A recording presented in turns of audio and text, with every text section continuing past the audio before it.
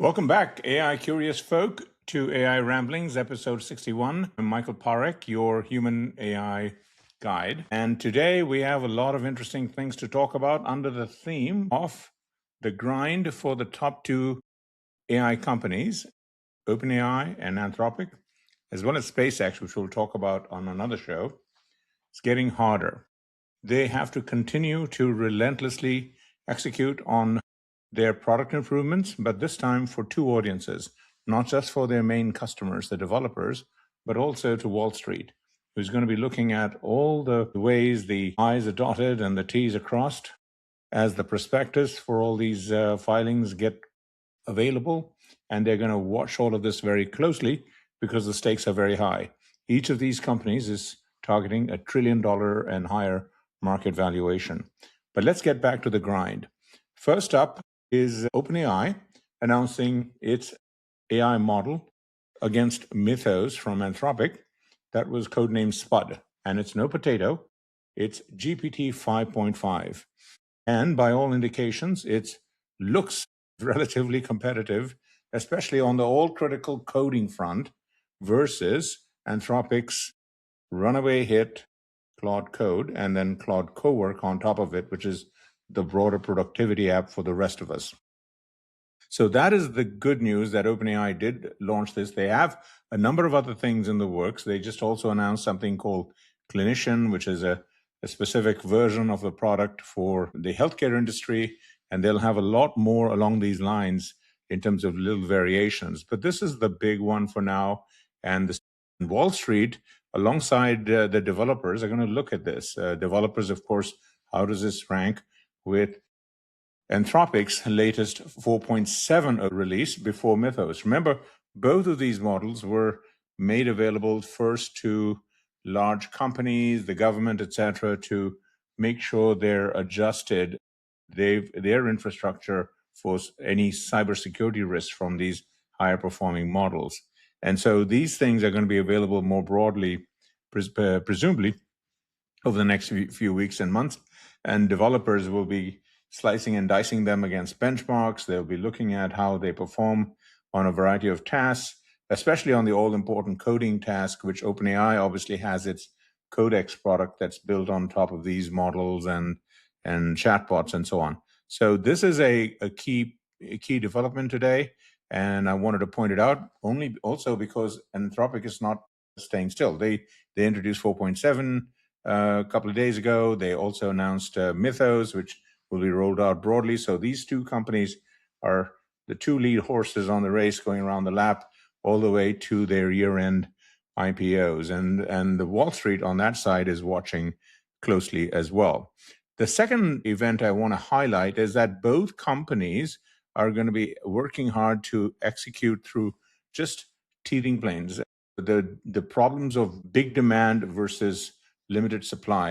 I've talked a lot about this in previous posts, and all of this will be in the show notes with links, that these companies are struggling immensely to raise billions of dollars as private companies in debt and equity, and then build huge amounts of data center compute so they can serve all of these things up to customers, especially on the enterprise side. There are teething problems here. There were a couple of articles which I'll have in the show notes. Anthropic, on the Anthropic side of the ledger, they're executing through a whole host of issues in terms of tweaking things to just what enterprise customers want, a number of other things in terms of demand versus capacity, the quality of the demand. Yesterday, there was a bit of a kerfuffle where number of users noticed that the all-important and popular Claude Code was not available in the $20 base subscription price of Anthropic's Claude offering. And the company basically explained it as, hey, we were just doing some A/B testing, and so we're not necessarily making that product not available. But it's a hint that they're thinking through what to do in terms of pricing, because the demand, and I've written a lot about this as well, is such that many of these companies are absolutely trying to go to a la carte pricing on these models. I had a post up yesterday on this velvet rope pricing where the top customers have to figure out how to pay for a la carte and not go for the all-you-can-eat subscriptions, which will limit you in terms of the access to these things. OpenAI had its own issues in terms of problems of meeting with the grind. Specifically, there was a report on how they're having difficulty making OpenClaw, their open source AI agent product, which is also a big runaway popular thing for developers worldwide, especially in China, that has a lot of security issues. And they're trying to nail that all down and convert that into a product that could be sold ahead of their competition, like Anthropic, who is also running in that direction and has more secure versions, as does Perplexity with their computer product as well. So these companies are absolutely, number one, competing head to head on their top models. Number two, working through all the teething problems of supply demand. My take on all of this is that be ready for the same through this, but we will see a lot more announcements from these companies that have messages that are targeted not just for the developers, as they have been over the last year and a half, while these companies have been competing against each other, but also a lot of information targeted at investors who are going to be thinking through this, especially as the prospectus for these two companies for their mega IPOs drop at some point, later this summer or beyond, as closer we get to the end of the year. That is an important thing. I'll have a lot more color in the write-ups on this discussion in the Substack later, so keep an eye out for that. The third element I just wanted to highlight again, and I've written again a lot about this, but users, especially business users and consumers, are all adjusting to the relative price shock of all of this. That unlike a lot of tech products, which follows Moore's law and doubles in performance every couple of years, goes down in price by 50% or more, AI products actually do come down with time dramatically as the compute gets available. But initially, because of a lot of these things are doing entirely different sets of things like AI agents, which use a lot more compute, let's say, than typical AI chatbot type of search kind of projects. So there is a higher price shock that customers are trying to avail themselves of. The ChatGPT 5.5 product just announced has higher pricing, comparable to what 4.7 from Anthropic is being priced at and what Mythos is being priced at. Again, they're typically 20, 30, 40% higher than existing products. And that, again, is a total indication of the current supply curtailed environment, as these companies are struggling very fast to meet demand. And a lot of enterprises are seeing sticker shock as well. I'll have a link to this article, but the CTO of Uber, which is a $150 billion plus public company, said, hey, we've already crashed through and hit the wall on the AI budgets for this year in terms of compute, as our developers are doing their token maxing leaderboard competition to try and do the most with AI. But we also need to increase our budgets, find the money for it, and then make it available to developers as they compete to do more interesting things with AI than not. So this price tussle, my take on this, again, this is going to be more of a near-term scenario. And we've seen this movie before in all the major other tech cycles in their early waves of adoption. AOL saw it as millions of people tried to get online when the TCP/IP dial-up networks by AOL were just being built. So there was a period of a couple of years at least where there was a supply-demand mishmash. You saw similar dynamics with mobile phones in the 2010s, where Apple had a huge hit with iPhone globally, and there were just extraordinary stories of what people would do to try and get an iPhone around the world and pay higher prices, especially in China. There's a wonderful book from last year that I would recommend. Again, I've done so on the show before, called Breakneck, which goes through this in a couple of key chapters.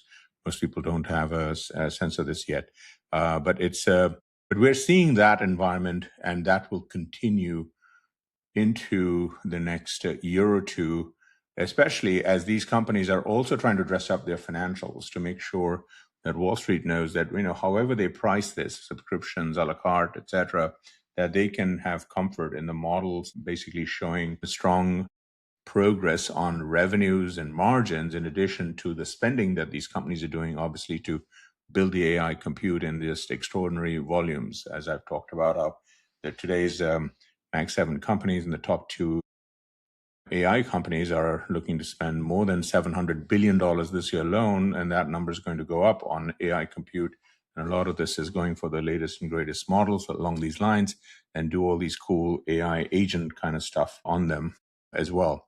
So that would be the three main issues I wanted to talk about under this theme of just the grind continuing, but now in front of two audiences, the developers, the customers, whether they're business customers or consumers, but also Wall Street, who's looking at all this with a keen eye.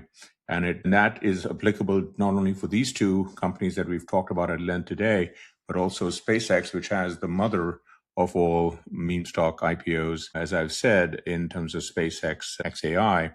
And I'll have more to say on that as early as tomorrow. Actually, tomorrow's post, a little bit of a spoiler warning is on that topic.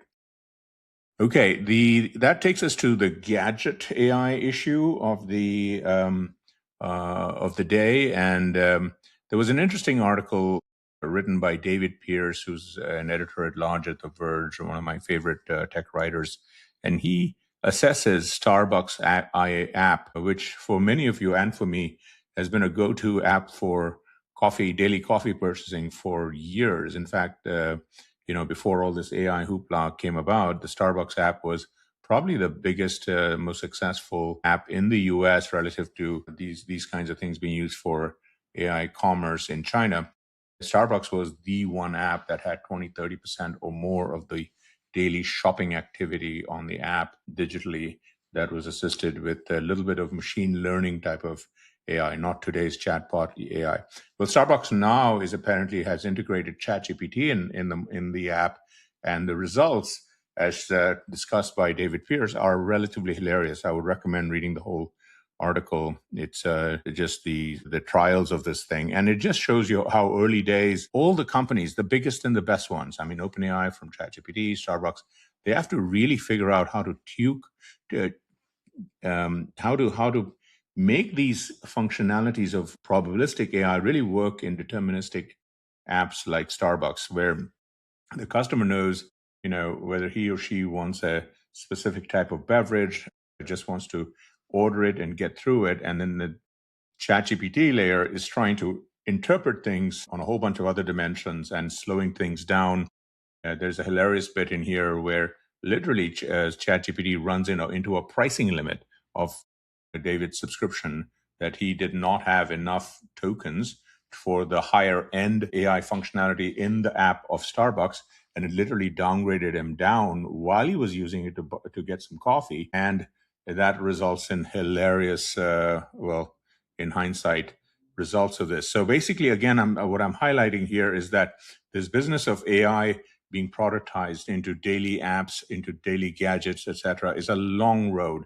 Technology is always way ahead of the promise versus the reality.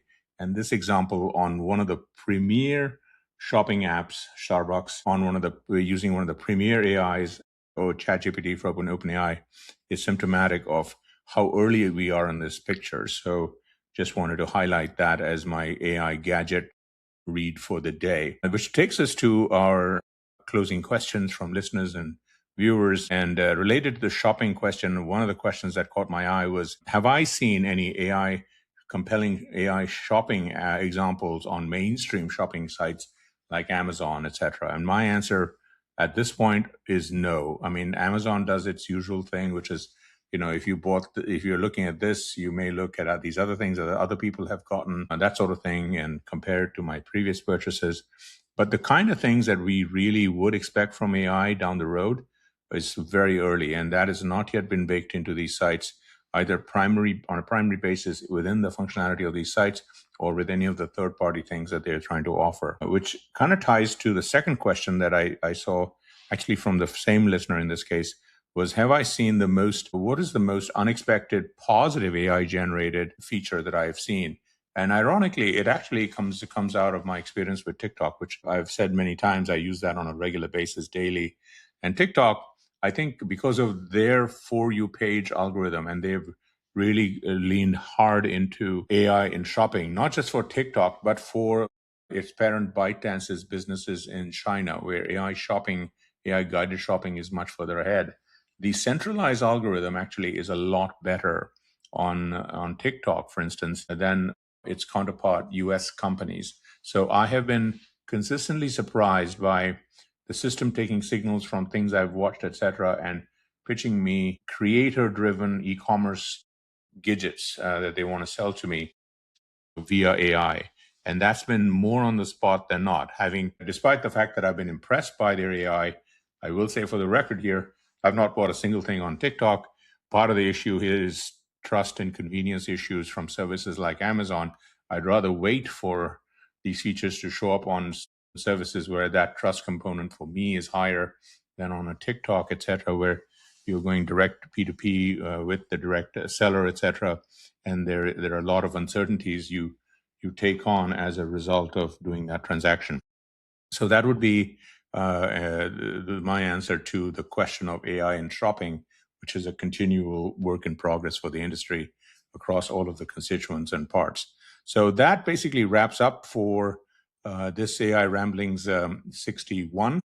I also want to just give you a heads up that AI Reset to Zero post from earlier today, 1065, is also interesting because it talks about Google's big success in their TPUs versus NVIDIA's GPUs. This is vertical infrastructure that allows Google to actually race ahead of all of the companies we're talking about if they're able in making AI available to billions of people, because they have a much more robust AI compute infrastructure around their TPUs that are more cost efficient, more available, etc. So many of the issues that I talked about in item number 2 today are less of a hurdle for Google with Gemini than for its pure AI startup competitors like Anthropic and OpenAI.